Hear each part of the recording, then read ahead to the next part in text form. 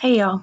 Okay, this is that last problem on the homework. Okay, so it says a baseball player signs a contract with a beginning salary of $10 million for the first year and an annual increase of 3% per year. That is, beginning in year 2, the athlete's salary will be 1.03 times what it was the previous year. What is the salary for year 6? So what stands out to me is the beginning salary of $10 million, right, for the first year. So that's important. And then we have an annual increase of 3% per year. That is beginning in year 2. The athlete's salary will be 1.03 times what it was the previous year. And then what will the salary be for year 6? So because I see that there's an actual increase yearly of 3% and that every next year is 1.3 times percent more than it was the year before, that lets me know that it's a geometric sequence.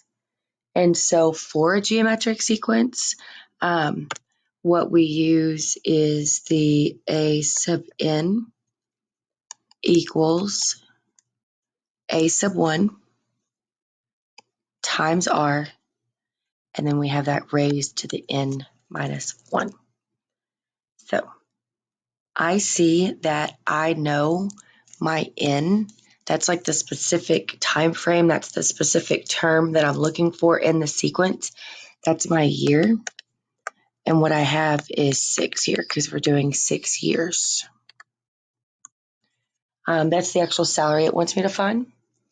And then I know that my A, my A sub 1, that is my first term. In this problem, that would be my first year. That would be the beginning salary, which would be 10 million. Okay. And so I use my starting salary there. And then I know that I need to have my common ratio. And it tells me that the athlete's salary will be 1.0 times what it was the previous year, each consecutive year. So my common ratio is 1.03. Okay, this comes from needing the previous year's salary, which would be the 10 million. So that would be the 1.00. But then the increase of the 3%, if you actually turn that into a decimal, you get 0.03. So if you add our 1, which is the previous year's salary, and our 3% raise per year, what we get is 1.03. Okay, so now we plug this stuff in and we solve it. Okay, so I'm going to use blue. I need to find my A sub 6. And so my A sub 1, 1, 2, 3, 1, 2, 3, 1. And then we times that by our R. And then I actually have 6 minus 1.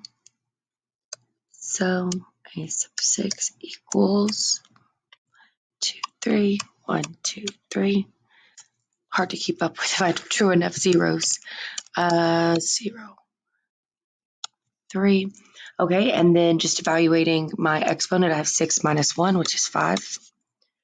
And let me do that again. We have A sub 6 equals 2, 3, 1, 2, 3. If you evaluate the 1.03 to the 5th power, what you get in your calculator is 1.15927 40743. And then if you multiply these two values together, this is income, so it is a dollar amount. You get $11,592,740.70. The directions tell you to round to nearest dollar.